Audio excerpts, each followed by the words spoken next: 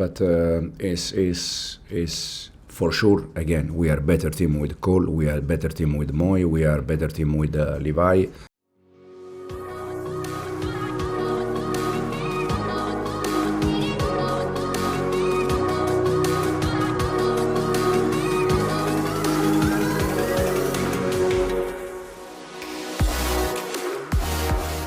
Enzo, Chelsea have had quite a bit of praise for the performance against Barcelona and Arsenal. Is there sort of a message you have to say to the players don't get carried away, like Leeds and Bournemouth, for example, have to be treated exactly the same as these two sort of more glamorous games? Yeah, I think Leeds and Bournemouth, both games, especially away, they are difficult for Chelsea, but they are difficult for any team. Now they're gonna be a different game compared to Barcelona, Arsenal, and we need to be ready. We need to try to try to win both if we can, thinking that we always go game by game. So the first one is tomorrow, and then we start to focus about the next one. What lesson do you think you as a coach and the players may have learned from about a year ago, where everything was going well, and then from the Fulham defeat onwards on Boxing Day, that suddenly there was that long dip? Do you think that will actually help you to ensure there isn't a repeat? Yeah, no. For sure, when you play games and you have experience, you're gonna be better. Now the main message for me is quite clear. How many points beating Barcelona? 3 points. How many points beating Arsenal? 3 points. How many points beating Leeds? 3 points. It's the same point. So I understand that there are games that they are more important for different reasons, but at the end it's 3 points. So it's important to beat the Leeds because we need to win games. Jamie? Hi Enzo, just the one from me. Daniel Parker, who you'll face tomorrow night. On Saturday in the defeat of the Etihad, he seemed to imply that Donnarumma was feigning injury to give Pep Guardiola a chance to sort of talk to his team and reset. You obviously know Pep very well as well. Is that a legitimate tactic that managers can do to sort of get a chance to talk to their players? I never see Pep doing that when I was there and in the past, and now I don't know if the Sunday one was with a different intention, to be honest. So I cannot say more things. The only thing I can say that the time I spent there, he never done this. Thanks, Jamie. Davide?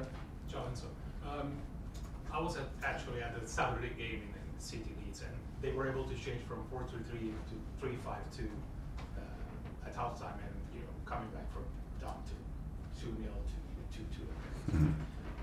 For what kind of Leeds are you afraid? This is a good question. I don't know. So Farke played more than 200 games with the Norwich, and he played just 16 or 17 games with back five, and he play always back four.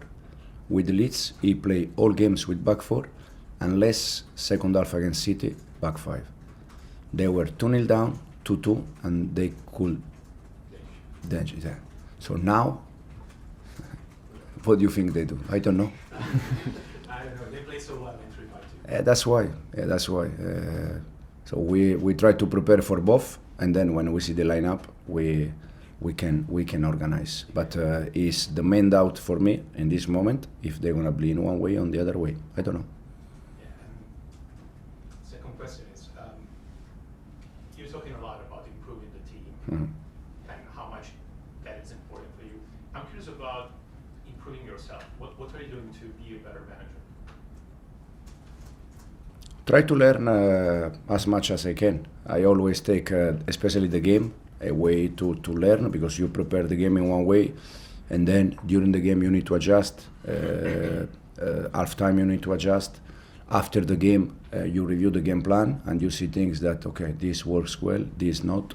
So next time, so I always try to learn, try to evolve, but especially I think in general manager is there to service players.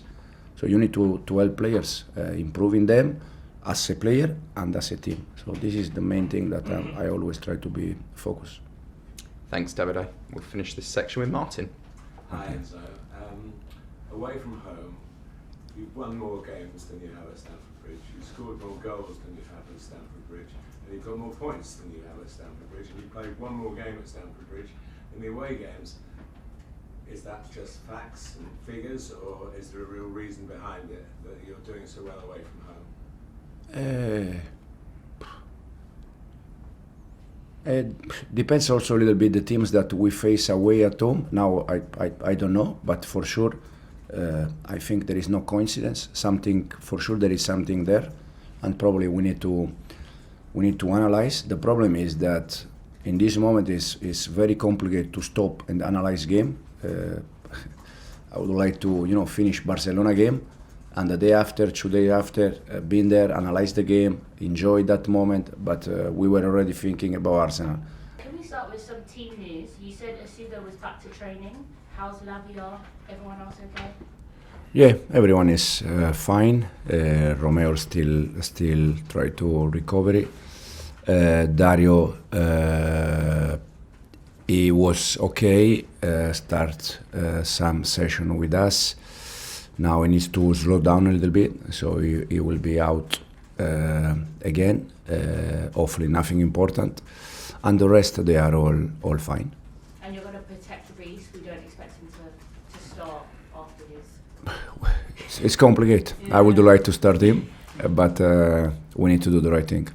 I want to talk about Reece James. You said famously before you even met him, you sent him clips, seeing him in midfield. Mm-hmm.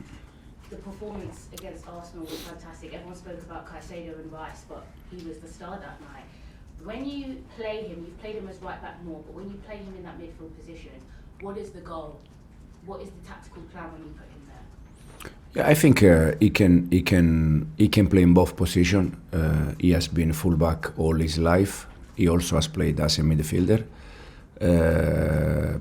But I think he can be good in both positions. When we decide for him as a midfielder, most of the time is also when we want physicality in terms of midfielder, when we face some team that they are strong in the middle.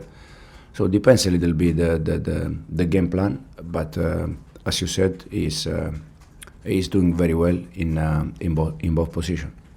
Sanchez has been one of the players that you've had to speak a lot about, mainly about his decision making, but the progression we've seen in his play, again against Arsenal, claiming crosses, he was one of the reasons why you could bypass their press with his long kicks, distributing properly. Was this always the standard and vision that you wanted for the goalkeeper and the way you wanted to play? Yeah, I think Robert, in terms of saving, he has been always good since I joined the club. In terms of build-up, he struggled a little bit. But I said since day one, our build-up depends a little bit how the other team press. So sometimes we go long, sometimes we go short. I think Robert's game against Arsenal has been one of his best game also in build-up, because we play also some goal kick short when we arrive in the other box. He played 4 or 5 balls between the line, one for Estevao, the other one for Malo. But sometimes we also need to go long. 2 games ago against Burnley, we scored starting the second goal from Robert. So it's improving, especially in the build-up. You have Leeds next, a very traditional rivalry for Chelsea fans. There's a stat that when Chelsea play against lower placed teams in the league, there's less intensity and less distance covered on the pitch against those teams in comparison to playing at Arsenal or Liverpool or Manchester United. Is this done on purpose to maybe preserve legs and intensity of your players, or is this more game-to-game, game plan basis? No, probably it's also the way the other team try to defend against us. Again, when they try to do high pressing, so that means that you have more space, you can run more because there is more space to attack. When they just sit back, there is not lot of space to cover in terms of running in behind. So change a little bit. So I think personally, I think depends a little bit how the other team they behave. So I think this is the reason. Thanks, Soraya. Nizar? Hi Enzo. I don't ask your team, but I was wondering if Cole Palmer might feature in this game because has he got a chance of playing from the start and making a major impact throughout December, or do you need to keep managing him this month? No, he can. He is available.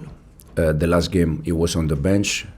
For sure, with 10 players was more complicated, for Cole, because now he needs to come back in terms of also fitness condition. He is available. He can start the game. The idea with him is to start giving minutes until he can play. He can play 90 minutes. Is your biggest challenge for these next 3 games trying to replace Moisés Caicedo, because you used him in 50 out of your 51 Premier League games, so it's almost like new territory for you and Chelsea to try and find other midfielders maybe to replace him? Yeah, absolutely yes. But is for sure, again, we are a better team with Cole, we are a better team with Moy, we are a better team with Levi. But when these players, they are not available, we try to find solution. We did the same thing with Levi, we did the same thing when Cole was out. And now we have to do something different because of Moy. Is Andre Santos ready to sort of be the guy who steps up? And because he probably struggled a little bit, I thought, in the beginning of the season, but he's just getting better and better, isn't he? Yeah, Andre is ready. His position, once again, is playing as a 6, like Moy position.